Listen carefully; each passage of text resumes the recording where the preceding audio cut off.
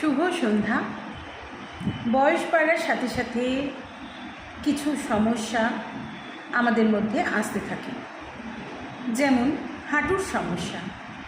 আমাদের হাঁটতে চলতে কষ্ট হয়, ক্যালসিয়াম ক্ষইতে থাকে।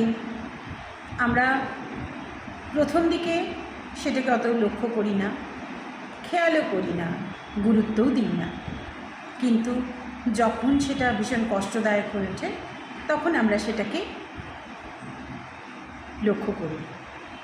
আজকে সন্ধেবেলায় কিছু ব্যায়াম দেখাবো, যেটা ঘরে বসেই করা যায় এবং নিজেকে এই কষ্ট থেকে মুক্তি দেওয়া যায়, যেগুলো করলে, যেগুলোর নিয়মিত অভ্যাসে।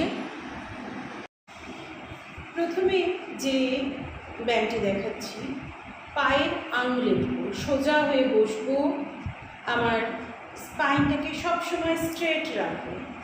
পায়ের আঙুলগুলোকে, শুধুমাত্র আঙুলগুলোকে আমরা একবার নিচের দিকে, একবার সামনের দিকে, নিচের দিকে, সামনের দিকে।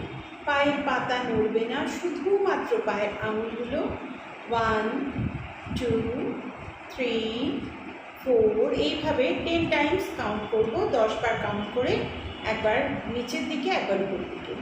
এবং ব্রিদিংও আমরা সব সময় ঠিকঠাক নেব। যখন আমরা নিচের দিকে করছি, ইনহেল করব, যখন এদিকে টানবো ছেড়ে দেব, আবার ইনহেল, এক্সহেল। এইভাবে পায়ের আঙুলগুলোকে, পাদাঙ্গুলি নামানো আমরা করব। নেক্সট যেটা করব, গুলফ নামানো। আমাদের অ্যাঙ্কেলটাকে ভালো করে স্ট্রেচ করব, নিচের দিকে নামাবো। খুব ভালোভাবে এই স্ট্রেচটা আমরা সমস্ত পায়ে আমাদের ফিল করব। আমাদের অ্যাঙ্কেলে, আমাদের হাঁটুতে, আমাদের থাই মাসলসে, হ্যামস্ট্রিংয়ে, আবার ব্যাকে দেব। খুব ভালো করে এই স্ট্রেচটা করব। আবার এইভাবে আমরা 10 টাইমস এই আসনটা যদি করি, আমরা কিছুটা রিলিফ পাবো। নেক্সট যেটা আমরা করব, অর্ধ তিতলি আসন বা হাফ বাটারফ্লাই। পাটাকে যারা ভাঁজ করতে পারবেন তারা, যাদের যদি খুব হাঁটুর প্রবলেম থাকে তারা অবশ্যই এটা স্কিপ করবেন। পাটাকে এইভাবে করব, এই হাতটা এখানে দিলাম, এটাকে নামাবো। এইটাকেও আমরা 10 কাউন্ট করে করব, পাটাকে টান করে দেবো।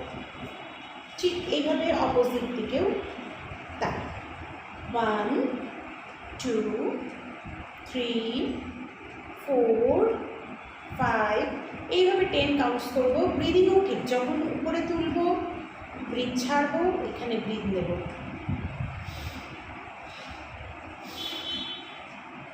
সবসময় ব্রিদিংটাকে আমরা ঠিকঠাক প্রপার কন্ট্রোল করব। নেক্সট আবার পাটাকে টান করে দিলাম, হাঁটুটাকে, কাপ মাসেলটাকে, এই যে হাঁটুর যে এই পোর্শনটাকে আমরা খুব টেনে রাখবো, আবার রিলিজ করে দেবো। এইটাকেও ঠিক 10 টাইমস কাউন্ট করবো। 1 রিলিজ, 2 রিলিজ, 3 রিলিজ, 4 এইভাবে 10 টাইমস কাউন্ট করবো। লাস্টে আমরা এটাকে টেনে ধরে 10 টাইমস হোল্ড করবো। 1 2 3 4 করে কাউন্ট করবো, 10 টাইমস হোল্ড করবো। নেক্সট যেটা করবো, অ্যাঙ্কেলের মুভমেন্ট। এইভাবে পাটাকে রাখবো, হাত দিয়ে এইভাবে ধরবো, clockwise 10 Times, anti clockwise 10 Times আমরা এটাকে ঘোরাবো। হলো? ঠিক এইভাবে দুটো পায়েই আমরা এই যে সমস্ত আসনগুলো করবো, দুটো পায়ে করব। আর ব্রিদিংটাকেও ঠিক এর সাথে কন্ট্রোল করব। শ্বাস নেওয়া, শ্বাস ছাড়া, লম্বা শ্বাস নেব, ধীরে ধীরে ছাড়ব। আর সবসময় স্পাইনকে আমরা আমাদের সোজা রাখব। আমাদের পশ্চারকে যদি ঠিক রাখি, আমরা নিজেরাই অনেকটা সুস্থ অনুভব করব। এইভাবে এই কয়েকটা ব্যায়াম বা পায়ে আসন এগুলো করলাম। এগুলো ঠিক আসন না, এগুলো ঠিক ওয়ার্কআউট মতো, যাতে আমাদের রক্ত সঞ্চালনটা ঠিক মতো হয়। সেটার জন্য নেক্সট যেটা আমরা করবো বাটারফ্লাই। দুটো পাকে খুব ভালোভাবে কাছে চেপে নিয়ে প্রজাপতি, তিতলি আসন বা বাটারফ্লাই পোজ করব।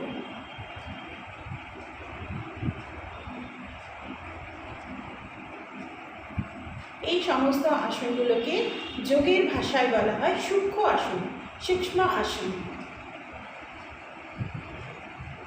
এবং এগুলো আমাদের নিচের বডি পোর্শনের, নিচের লোয়ার পার্টের জন্য ভীষণ ভালো কাজ করে। পুরুষ অথবা মহিলা সবার জন্য ভীষণ প্রয়োজনীয় এই আসনগুলো। এছাড়া আমাদের তো নানান ধরনের প্রবলেম থাকে, আমাদের ফ্রোজেন শোল্ডার, নানান রকম প্রবলেম থাকে। সেগুলোর জন্য আমরা কিছু করব পরের ইয়েতে। পায়ের আরও কিছু ব্যায়াম আছে, সেগুলো পরের স্টেপে দেখাবো। যদি আপনাদের ভালো লেগে থাকে, করে যদি উপকৃত হন, অবশ্যই জানাবেন। আমি অবশ্যই আরও কিছু ব্যায়াম, আসন আপনাদের দেখাবো, যেগুলো আমাদের সুস্থ থাকার জন্য অত্যন্ত জরুরি। সবাইকে ধন্যবাদ।